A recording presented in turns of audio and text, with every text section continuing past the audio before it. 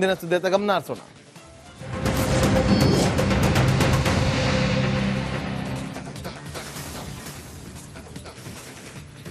ಕನಿಷ್ಠ ವೇತನಕ್ಕೆ ಆಗ್ರಹಿಸಿ ಅಂಗನವಾಡಿ ಕಾರ್ಯಕರ್ತೆಯರು ಇವತ್ತು ಅಹೋರಾತ್ರಿ ಧರಣಿಯನ್ನು ನಡೆಸುತ್ತಿದ್ದಾರೆ. ಬೆಂಗಳೂರಿನ ಫ್ರೀಡಂ ಪಾರ್ಕ್ನಲ್ಲಿ ಕಳೆದ 3 ದಿನಗಳಿಂದ ಧರಣಿ ಕುಳಿತಿದ್ದಾರೆ. ಯಾರು ಕೂಡ ಹೇಳೋರಿಲ್ಲ ಕೇಳೋರೇ ಇಲ್ಲ ಅನ್ನುವಂತಾಗಿದೆ. ಕನಿಷ್ಠ ವೇತನಕ್ಕೆ ಅಂಗನವಾಡಿ ಕಾರ್ಯಕರ್ತೆಯರು ಧರಣಿ ಕೂತಿದ್ದಾರೆ. ಕಳೆದ ವರ್ಷವೇ ಅವರಿಗೆ ಭರವಸೆಯನ್ನ ಕೊಟ್ಟಿದ್ರು ಲಕ್ಷ್ಮೀ ಹೆಬ್ಬಾಳ್ಕರ್ ಅವರು. ಇನ್ನೂ ಕೂಡ ಅದು ಈಡೇರಿಲ್ಲ. 3 ದಿನದಿಂದ ಚಳಿಯನ್ನ ಕೂಡ ಲೆಕ್ಕಿಸದೆ ಕಾರ್ಯಕರ್ತೆಯರು ಅಹೋರಾತ್ರಿ ಧರಣಿಯನ್ನ ನಡೆಸ್ತಾ ಇದ್ದಾರೆ. ಬಿಟ್ಟು ಅಂದ್ರೆ ನಮಗೆ ಬಿಟ್ಟಿ ಕೆಲಸ ಬೇಡ, ಕನಿಷ್ಠ ವೇತನ ಕೊಡಿ. ಕಳೆದ ವರ್ಷ ಬಿಟ್ಟಿ ಕೆಲಸ ಏನು? ಬಾಲ್ಯ ವಿವಾಹ ತಡೆ ಮಾಡಬೇಕು, ಯಾವ್ದಾದ್ರು ಒಂದು ಅಪ್ರಾಪ್ತರು ಕಣ್ಮರೆ ಆದ್ರೆ ಅವರನ್ನ ಹುಡುಕಿ ಕೊಡುವಂತ ಕೆಲಸವನ್ನ ಮಾಡಬೇಕು, ಅವರ ಬಗ್ಗೆ ಮಾಹಿತಿಗಳನ್ನ ತೆಗೆದುಕೊಡ್ಬೇಕು. ಎಲ್ಲಿ ಯಾವ ಗ್ರಾಮದಲ್ಲಿ ಯಾವ ಮನೆಯಲ್ಲಿ ಗರ್ಭಿಣಿಯರಿರ್ತಾರೆ ಅದ್ರ ಬಗ್ಗೆ ಮಾಹಿತಿಯನ್ನು ಕೊಡಬೇಕು. ಆ ಗೃಹಲಕ್ಷ್ಮಿ ಯೋಜನೆ ಅವರ ಮನೆಗೆ ತಲುಪ್ತಾ ಇದೆಯಾ ಇಲ್ವಾ ಅನ್ನೋದನ್ನ ಚೆಕ್ ಮಾಡಬೇಕು. ಆ ಊರಿನ ಒಂದಷ್ಟು ಕಾಳಜಿಗಳನ್ನ ಗಮನ ಕೊಡಬೇಕು. ಇದೆಲ್ಲವೂ ಕೂಡ ಅವ್ರಿಗೇನು ಸಂಬಳ ಕೊಡಲ್ಲ. ಸಂಬಳ ಏನು ಕೊಡ್ತಿದ್ರ 10ರಷ್ಟು ಅವ್ರು ಕೆಲಸ ಮಾಡ್ತಿದ್ದಾರೆ. ಅಷ್ಟು ಕೆಲಸ ಮಾಡಿದ್ರು ಕೂಡ ಇವ್ರಿಗೆ ಧರಣಿ ಮಾಡೋದು ತಪ್ತಾ ಇಲ್ಲ. ನೋಡಿ ಅಲ್ಲಿ ಊಟ ನೋಡಿ, ಮಕ್ಕಳನ್ನ ನೋಡಿ ಚಳಿಯಲ್ಲಿ. ಮೊನ್ನೆ ರಾತ್ರಿ ಅದೇ ಫ್ರೀಡಂ ಪಾರ್ಕ್ ಹತ್ರ ಪಾಸ್ ಆಗ್ಬೇಕಾದ್ರೆ ಹಾಲಿಗೆಲ್ಲ ಫ್ರೀಡಂ ಪಾರ್ಕಲ್ಲಿ ಮಲಗಿದ್ದಾರೆ. ಇದು ತಾಯಂದಿಯರ ಒಂದು ಪರಿಸ್ಥಿತಿ. ಕಷ್ಟವನ್ನ ನೆನೆಸ್ಕೊಂಡು ತಾಯಿಗಳು ಕಣ್ಣೀರು ಹಾಕ್ತಿದ್ದಾರೆ ಇವತ್ತು. ಒಬ್ರಲ್ಲ ಇಬ್ರಲ್ಲ. ಸರ್ಕಾರ ಸರಿಯಾಗಿ ನಡೆಸ್ಕೊಳ್ತಾ ಇಲ್ಲ ಸರ್, ನಮ್ಮನ್ನ ಸರಿಯಾಗಿ ನಡೆಸ್ಕೊಳ್ತಾ ಇಲ್ಲ ಮೇಡಮ್. ನಾವು ಕೂಲಿ ಕೇಳ್ತಾ ಇದ್ದೀವಿ, ಸರ್ಕಾರ ಅದನ್ನು ಕೂಡ ಕೊಡ್ತಾ ಇಲ್ಲ. ಆಟಾಚಾರಕ್ಕೆ CM ಮಾತಾಡಿ ಕಳಿಸಿದ್ರು ನಮ್ಮನ್ನ. ಯಾವುದೇ ಸರ್ಕಾರ ಬರಲಿ ಈಗ ಮಾಡಬಾರ್ದು, ನಮಗೆ ಬೇಜಾರಾಗ್ತಾ ಇದೆ ಅಂತ ಕಣ್ಣೀರಿಟ್ಟಂತಹ ಅಂಗನವಾಡಿ ಕಾರ್ಯಕರ್ತೆಯರ ಸಂಘದ ರಾಜ್ಯಾಧ್ಯಕ್ಷೆ ರಿಪಬ್ಲಿಕ್ ಕನ್ನಡದ ಜೊತೆಯಲ್ಲಿ ಮಾತನಾಡ್ತಾ ಕಣ್ಣೀರಿಟ್ಟಿದ್ದಾರೆ ಪ್ರೇಮ ಅವರು. ನೋಡಿ, ಬೇಕಾದ್ರೆ ಕೇಳಿ ನೀವೇನೆ. CM ಭೇಟಿ ಮಾಡಿದ್ವಿ, ಬಟ್ ಕರೆ ಸರ್ಕಾರದ ಕಡೆಯಿಂದನೇ ಕರೆ ಬಂದಿತ್ತು. ಬಟ್ ಮಹಿಳೆಯರು ಇಷ್ಟು ಜನ ಇದೀವಿ ಅಂತಂದೇಳಿ ಒಂದು ಕನ್ಸಲ್ ಅವರ ಮಾತಿನಲ್ಲಾಗಲಿ ಅಥವಾ ನೋಡೋ ನೋಟದಲ್ಲೇ ಇರಲಿಲ್ಲ ಹಂಗೆ ಅಂತಂದೇಳಿ. ಯಾಕಪ್ಪ ಅಂದರೆ ನಾವು ಸ್ಟ್ರೈಕ್ ಮಾಡ್ತಾ ಇದೀವಿ ಯಾತಕ್ಕೋಸ್ಕರ ಅಂತಂದರೆ ನಮ್ಮ ಕನಿಷ್ಠ ವೇತನ ಕೇಳೋಕ್ಕೋಸ್ಕರ ಮಾಡ್ತಾ ಇದೀವಿ ಅಂತಂದೇಳಿ. ಇಲ್ಲ, 2 ಸೆಕೆಂಡ್ ಅಷ್ಟೇ ಮಾತಾಡ್ಸಿದ್ದು ನಮಗೆ. 2 ಸೆಕೆಂಡು ಅಂತಂದರೆ ಅದರಲ್ಲಿ ಸರಿ ನಿಮ್ಮದು ಕೃಷ್ಣ ಬೈರೇಗೌಡನ ಕಳಿಸಿದ್ವಲ್ಲ, ಸರಿ ಓಕೆ ಅವರೆಲ್ಲ ಮೆಮೊರಾಂಡಮ್ ತಗೊಂಡಿದ್ದಾರೆ, ನಾವು ಏನೋ ಮಾಡ್ತೀವಿ ಹಂಗೆ ಅಂತಂದೇಳಿ.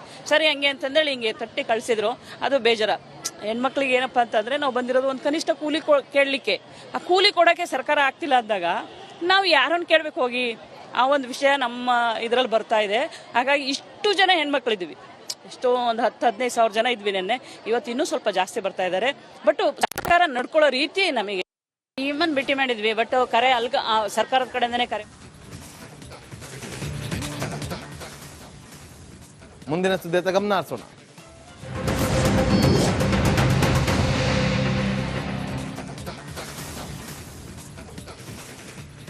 ಕನಿಷ್ಠ ವೇತನಕ್ಕೆ ಆಗ್ರಹಿಸಿ ಅಂಗನವಾಡಿ ಕಾರ್ಯಕರ್ತೆಯರು ಇವತ್ತು ಅಹೋರಾತ್ರಿ ಧರಣಿಯನ್ನು ನಡೆಸುತ್ತಿದ್ದಾರೆ.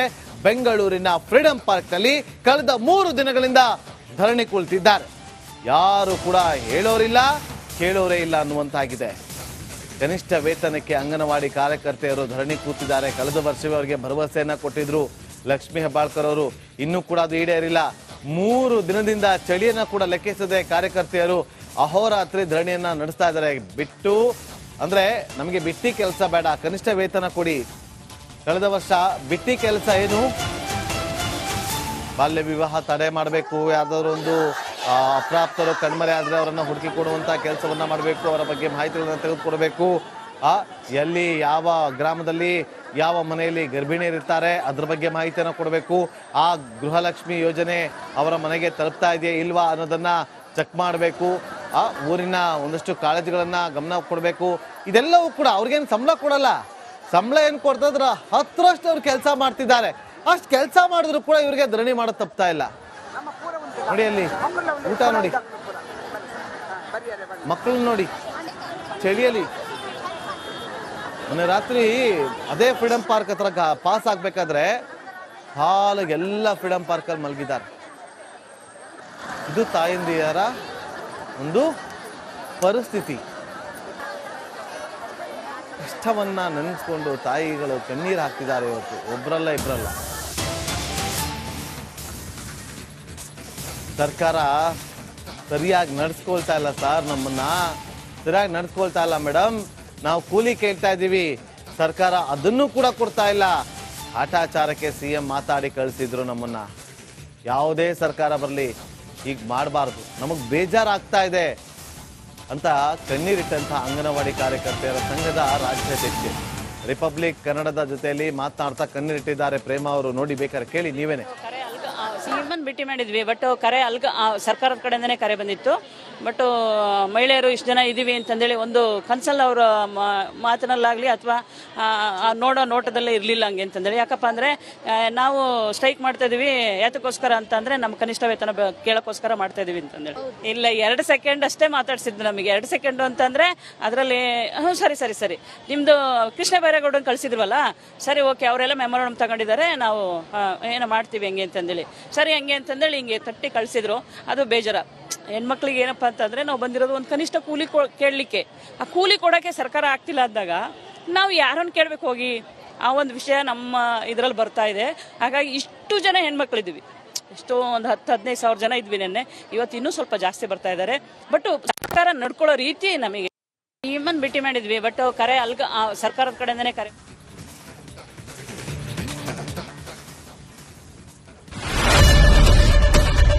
ಏನ್ ಪ್ರಾಬ್ಲಮ್ ಇಲ್ಲ ಏರಿಯಾದಲ್ಲಿ? ಏನ್ ಪ್ರಾಬ್ಲಮ್? ಏನ್ ನಿಮ್ ಪ್ರಾಬ್ಲಮ್? ಇದೆಲ್ಲ ಪ್ರಾಬ್ಲಮ್ ಐತಿಲ್ಲ ಹೇಳಿ.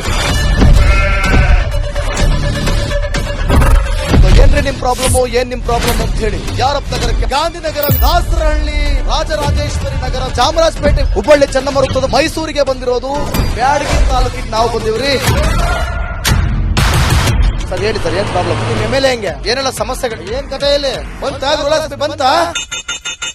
ಯಾಯಪ್ಪ ಯಾವತ್ತೂ ಬಂದಿಲ್ಲ. 2 months ಇಂದ ನೀರಿಲ್ಲ. ಟ್ಯಾಂಕರ್ ಬರ್ಬೇಕಾದ್ರೆ ರೋಡ್ ಸರಿ ಇಲ್ಲ ಅಂತ ಯಾರ ಹತ್ರ ಹೋಗಿ ಹೇಳೋದಕ್ಕೆ ನಮ್ಗೆ ಯಾರು ಇಲ್ಲ. ಇಲ್ಲಿ ಕಿತ್ತೋದ್ರ ಏನ್ ಹಾಳಾಗೋದ್ರು ಇದು ಯಾರು ನೋಡರೇ ಗತಿ ಇಲ್ಲ. ನಾವಿದ್ದೀವಿ ಅಂತಾರೆ. ಇವಾಗ ಯಾರು MLA ಮಗ ಒಂದ್ ದಿವಸನೂ ಬಂದಿಲ್ಲ. ಫುಲ್ ಸ್ಟ್ಯಾಂಡರ್ಡ್ ಲಕ್ಸುರಿಯಸ್ ಬೆಡ್ರೂಮ್ ಐತ್ರಿ ಅದ. Taj West End tradition blue. ನಿಮ್ಗೆ ಮೀಟಿಂಗ್ ಇಲ್ಲಿ ಮಾಡ್ರಿ.